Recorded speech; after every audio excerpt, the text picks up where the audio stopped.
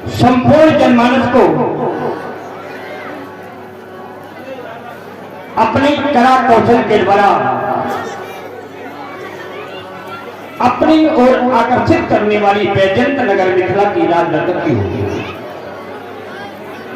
राज परिवार अंतर्गत तुम्हारे बड़ा ही सुंदर नृत्य और गायन प्रस्तुत किया गया। हमने देखा कि तुम्हारे नृत्य को देखकर और तुम्हारे गायन को सुनकर हमारे समस्त राज दरबारी, ये प्रजा प्रवासी, ये सभी मंत्रमुग्ध हो गए।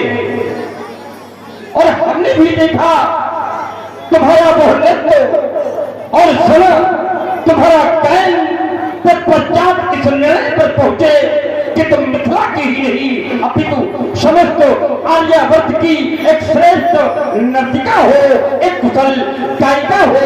धन्य है तुम्हारी ये कला। ये कला सबको प्राप्त नहीं होती, ये कला सबको प्राप्त नहीं होती। ये कला उसे ही प्राप्त होती है जिसके द्वारा त्याग, परिश्रम और साधना की जाती है। और अवश्य ही तुम्हारे द्वारा बहुत त्याग किया गया होगा, तुम्हारे द्वारा बहुत परिश्रम किया गया होगा, तुम्हारे द्वारा वो साधना की गई होगी, तभी तुम्हें यह श्रेष्ठ कला प्राप्त है। किसी ने लिखा कि ठपक पंछी को जो पकड़े उसे ही बाज कहते हैं। ठपक पंछी को जो पकड़े उसे ही बात कहते हैं, और न समझे दूसरा कोई उसे ही राज कहते हैं। करे मनमुक्त श्रोता को, करे मनमुक्त श्रोता को उसे ही साज कहते हैं, और साज से ऊंची जो निकले उसे आवाज कहते हैं। तुम्हारी वाणी को सुनकर उस कोयल को भी एक बार मुक्त हो जाना पड़ेगा। तुम्हारे नृत्य को देखकर उस मयूर को भी एक बार स्तब्ध हो जाना पड़ेगा। राजनर्तकियों, बड़ी ही तुम्हारी प्रशंसनीय कला है। तुम्हारी इस कला को देखकर हम भी इस निर्णय पर पहुंचे हैं कि संगीत की सच्ची साधना होने के साथ साथ तुम्हारे हृदय अंतर्गत जो राष्ट्र प्रेम का प्रबल उद्वेग पनप रहा है, राष्ट्र भक्ति का जो प्रबल उद्वेग पनप रहा है, संपूर्ण मिथिला के साथ साथ ये हमें भी गौरवान्वित कर रहा है। और हम ये गर्व के साथ में कह सकते हैं कि हमारे देश की नारियां, हमारे देश की नारियां ये नाच नाच करके, ये गा करके यह कहती है कि हम देश के लिए अपने प्राण दे देंगी, लेकिन देश पर किसी भी प्रकार की आंच आने नहीं पाएगी। और ये कर्तव्य प्रत्येक देशवासी का है, प्रत्येक राष्ट्रवासी का एक कर्तव्य है। और तभी तो किसी ने कहा कि अंधेरा चीर कर रखते उसे दिनमान कहते हैं, अंधेरा चीर कर रखते उसे दिनमान कहते हैं। और मनुष्यता के लिए पोषक, मनुष्यता के लिए पोषक उसे वरदान कहते हैं। दुश्मन के घर घुसकर खत्म करते आतंक के अड्डे, जहां वाले इसी देवर को हिंदू दान कहते हैं। बड़ी ही सुंदर तुम्हारी कला है, लेकिन इस समय इसकी आवश्यकता नहीं। कारण कर्तव्य की वेदिका में, कर्तव्य की वेदिका में ये मनोरंजन को बलिदान होना पड़ता है। जबकि हम जानते हैं राजनर्तकियों, ये गायन, वादन और नृत्य सत्यम शिवम सुंदरम का समन्वय रूप है। फिर भी नहीं राजनर्तकियों, इसकी अभी आवश्यकता नहीं।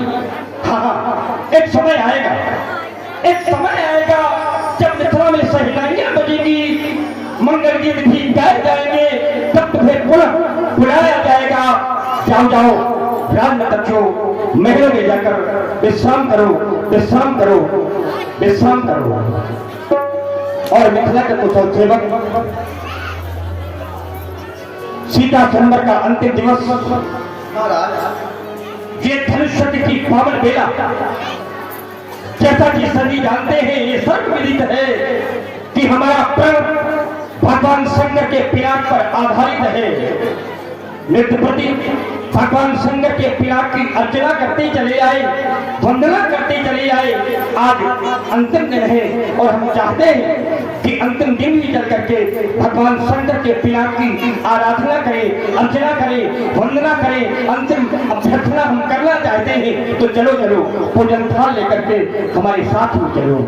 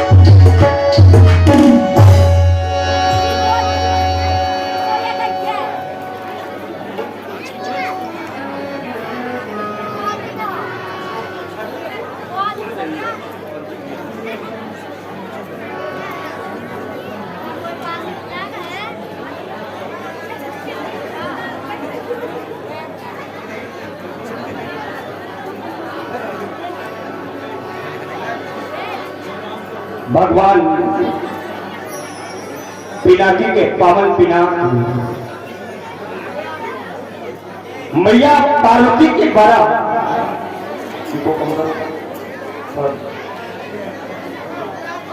मैया पार्वती के द्वारा पोषित पिनाक गजानन और खयाल के आधार प्रकार के पौष के प्रवर्तक हो, देवत्व एवं मनुष्य के समर्थक हो, सत्य के प्रति समर्पित हो, शास्त्र का संदेश देने वाले हो, महाकाल के दिव्य आयुध हो। जब से आप महाराज देवराज को प्राप्त हुए, धनुर्वृत्त संस्कृत हो, विदे है सुमहायसा देवरात राजर्थे तदो हस्ते ससायकम देवरात इति ख्यातो निमित्ते तुम महीपति न्यासे अंतस्थ भगवान हस्ते दत्तो महात्मना प्रीति युक्तस्तु सर्वेषां तदो तेषां महात्मनां तदे तद्देव देवस्सु धनुरत्नं महात्मना न्यासभूतं तदानिष्टं अस्माकं पूर्व के विभव। जब से आप महाराज देवराज को प्राप्त हुए, तब से आज तक हम निम्नवंशियों के द्वारा नित्य प्रति आपकी वंदना, आपकी अर्चना होती रही दयालु। किंतु आज मैं अर्चना के पश्चात आपसे याचना करने आया हूँ। बेटी सीता के लिए आज आपसे कुछ मांगने आया हूँ। क्यों? क्योंकि सीता का वर्तमान और सीता का भविष्य आपकी उदारता पर निर्भर हो गया है। आप कौन बनेगा जनक का जमाता? वह कौन वीर है जो बेटी सीता की मांग का सौभाग्य बनेगा? कौन है वो जो बेटी सीता के योग्य हो सकता है? उस वीर वर का निर्णय केवल आपको ही तो करना है, क्योंकि आपके विश्वास में ही तो ये कठिन प्रण मैंने ठाना है। ये कर लिया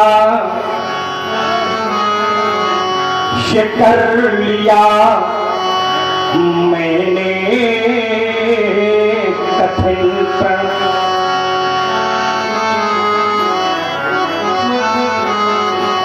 तो पूर्ण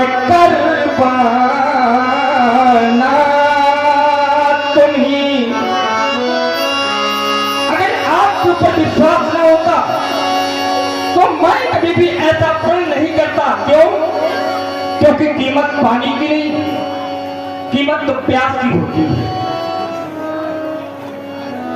कीमत पानी की नहीं, कीमत तो प्यास की होती है। कीमत मृत्यु की नहीं, कीमत तो सांस की होती है। यूं तो प्रेम इस संसार में सभी करते हैं, लेकिन कीमत प्रेम की नहीं, कीमत तो विश्वास की होती है। हटा दे हर विपत्ति को, उसे ही आज कहते हैं। हटा दे हर विपत्ति को, उसे ही आज कहते हैं। और बड़ा मजबूत ये धागा जिसे विश्वास, यदि आपके ऊपर विश्वास न होता तो मैं कभी भी प्रण नहीं करता दयालु। ये कर लिया मैंने कठिन प्रण, तो पूर्ण करवाना तुम्ही, और वो मांग सुनी, वो मांग सुनी है सिया की, तो वो मांगो भरवाना तुम्ही, तो मांगो भरवाना तुम्ही। कभी आपसे मैंने मांगा नहीं, पर आज मांगने आया हूं बेटी सीता के लिए। आज आपसे यात्रा करने आया हूं दयालु। तेरी चौखट में आना मेरा काम था, तेरी चौखट में आना मेरा काम था, और मेरी बिगड़ी बनाना तेरा काम है। और ध्यान दे आज भैया क्या है यार जी, इनके द्वारा महाराज श्री जनक जी के सुंदर वचनों पर एकांत मुद्राएं प्रस्तुत हो रही है। बहुत बहुत धन्यवाद, बहुत बहुत साधुवाद। तेरी चौखट में आना मेरा काम था, और भैया धर्म सिंह राजपूत जी इनके द्वारा बनाना तेरा काम है। अरे छोड़ दी मैंने नैया, छोड़ दी मैंने नैया तेरे नाम पर, अब किनारे लगाना तेरा काम है। और आप भैया बार बार श्री धर्म सिंह राजपूत जी इनके द्वारा एकांत मुद्राएं श्री जनक जी के सुंदर विवाह पर बहुत बहुत धन्यवाद। आप तो संत हैं, और संत के जीवन में परोपकार के अतिरिक्त और कुछ होता नहीं। इस संसार में जब संत जन्म लेते हैं तो संत जन्म केवल परोपकार के लिए। और आप भैया श्री प्यारे लाल अहिरवार जी इनके द्वारा एकांत मुद्राएं सुंदर विलाप का बहुत बहुत धन्यवाद। संत का जीवन केवल परिहित के लिए होता है। संत उदय संत सुखकारी और विश्व सुखद जिन इंदु तुम्हारी। संसार में 5 ऐसे हैं, बहुत ध्यान से सुनिएगा। संसार में 5 ऐसे हैं जिनका जन्म केवल परोपकार के लिए होता है। और 5 कौन कौन से हैं?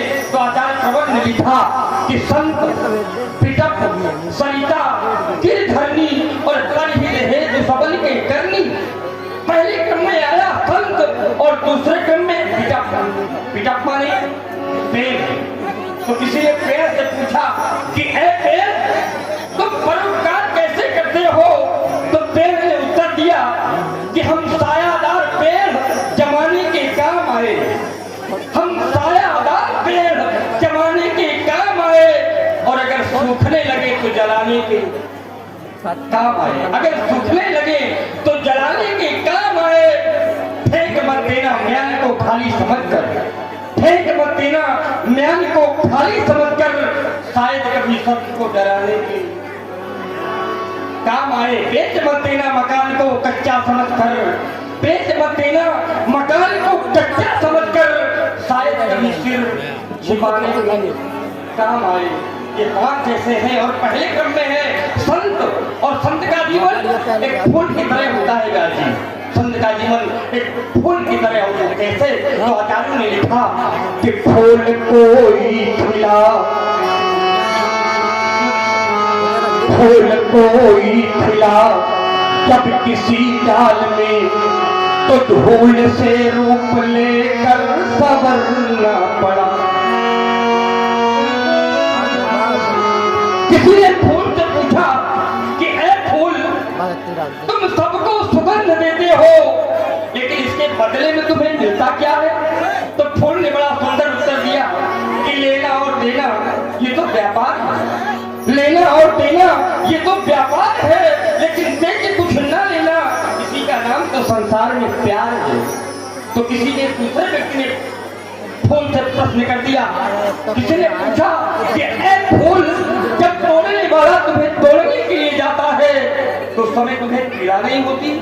तो फूल ने बड़ा सुंदर उत्तर दिया कि जिस समय तोड़ने वाला मुझे तोड़ने के लिए जाता है तो उस समय वो तोड़ने वाला इतना प्रसन्न होता है, इतना प्रसन्न होता है कि उसकी प्रसन्नता को देख करके मैं स्वयं की अपनी पीड़ा भूल जाता हूँ।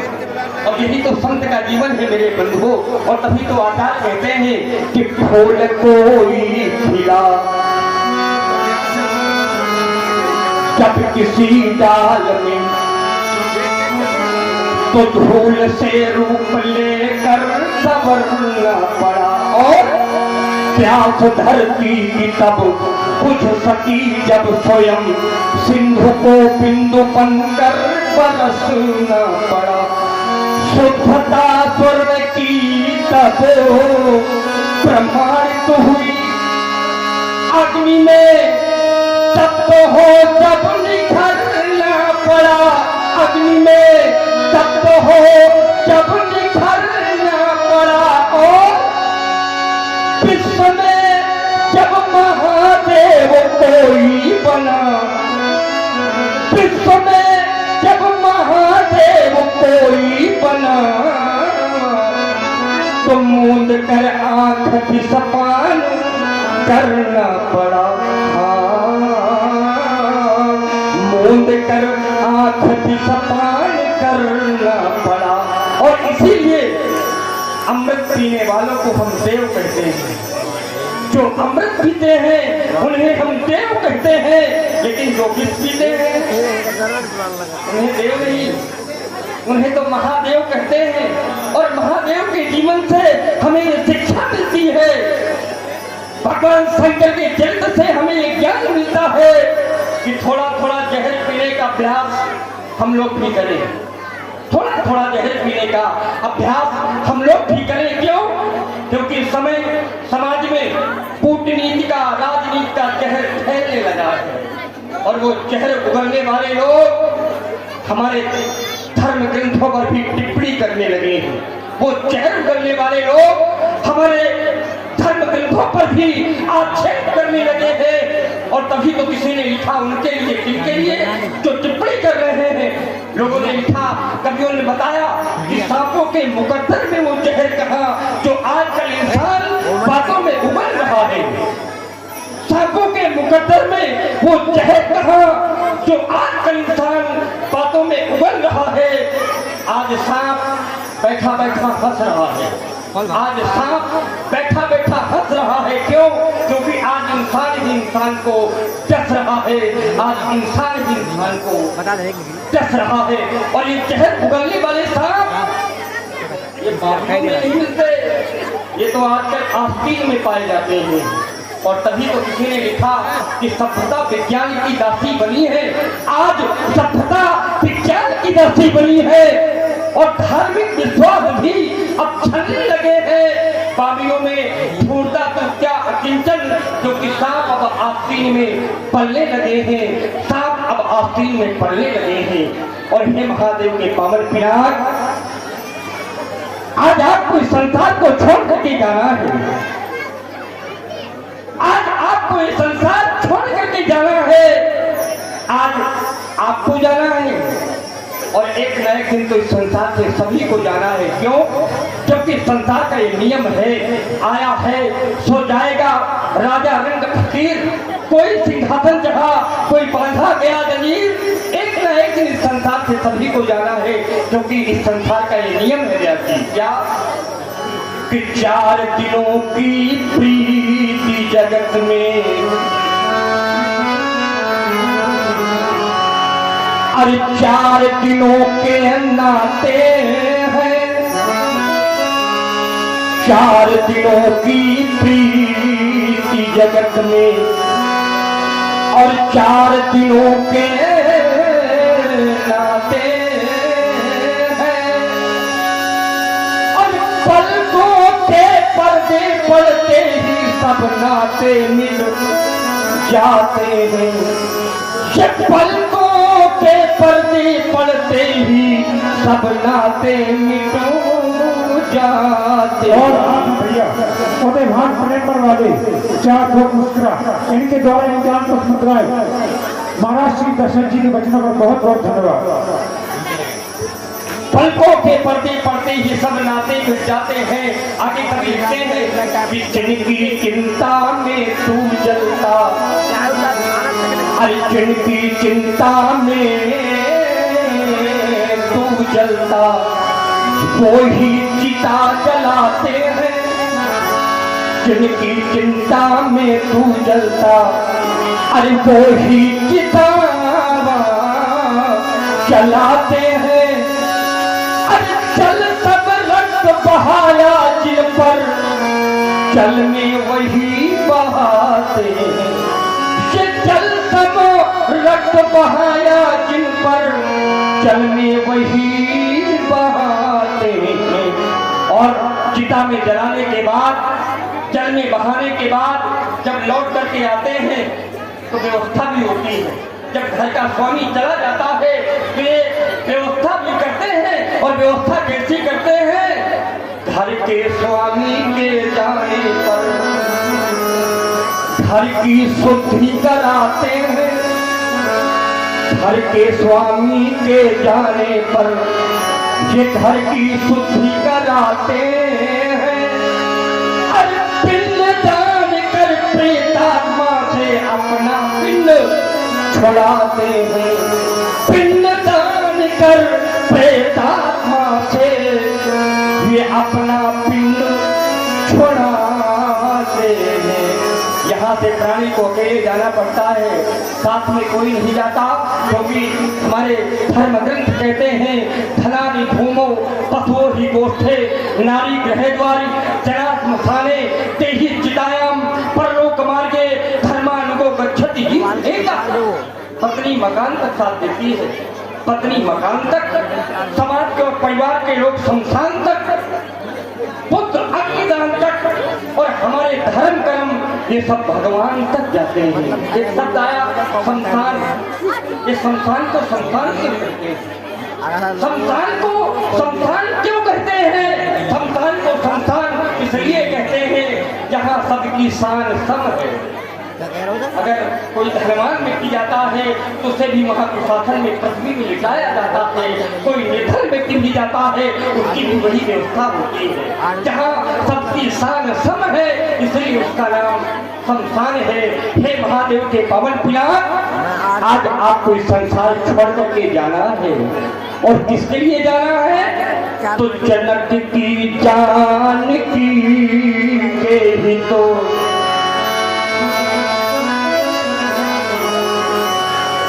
अब स्वयं बलिदान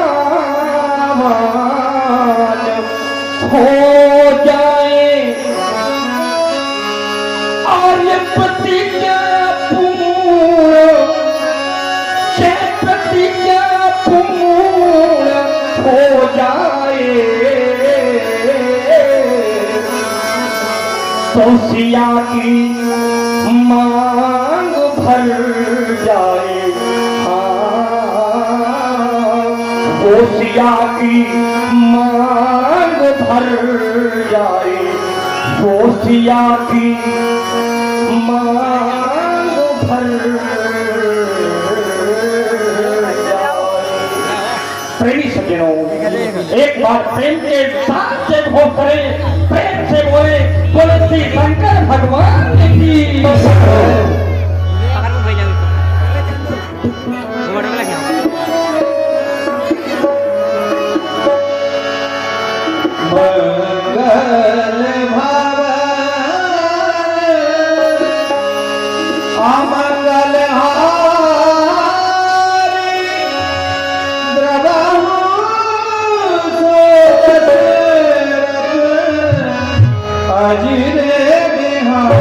अपने